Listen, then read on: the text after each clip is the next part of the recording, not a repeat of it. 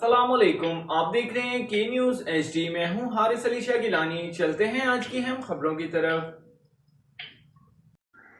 ताज़ा तरीन खबरों से बाखबर रहने के लिए हमारे साथ रहिए।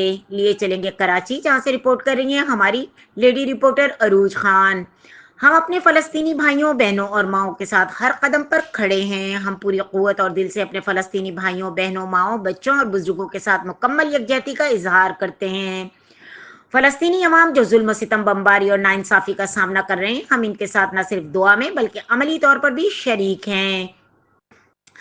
हम फलस्तीन के साथ हर कदम पर हैं। इन मजलूमों की हिमायत हमारा इंसानी, अखलाकी और दीनी फरीजा है। हम हुकूमत पाकिस्तान से पुरजोर मुतालबा करते हैं कि फ़लस्तीन के हक में मजबूत और जुर्रतमंदाना मौक़िफ़ इख्तियार करे, आलमी प्लेटफॉर्म्स पर आवाज़ बुलंद करे और इसराइली मजालिम के खिलाफ ठोस इक़दाम करे।